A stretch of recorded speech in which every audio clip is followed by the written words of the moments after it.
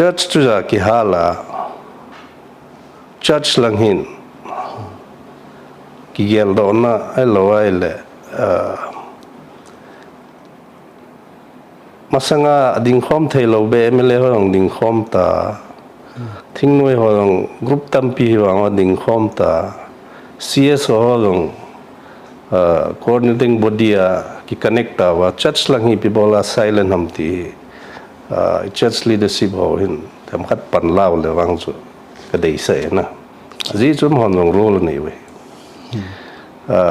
igam inam isu bit lawai le ipathin ho chu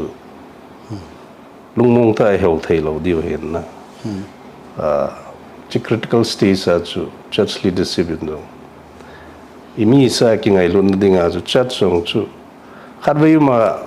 body kharaum thei lo jong le coordinating body khat be sim thei lo ham na ki za man na khat chi hi I want to put forth that challenge to the church leadership. Church tu ja ki hala church lang hin ki gel do na ai le masanga ding khom thelo be M.L.A hong ding khom ta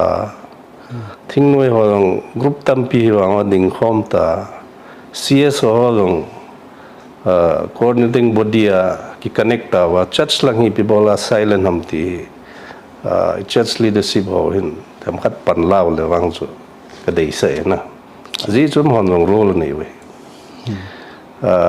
igam inam isu bit lawai le ipathin ho chu lungmong ta hel thei lo diu hin na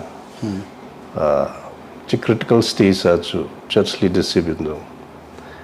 imi sa ki ngai lun dinga chu church song chu khat ve ma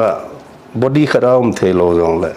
coordinating body khat be sim thei lo ham na ki za man na khat chi hi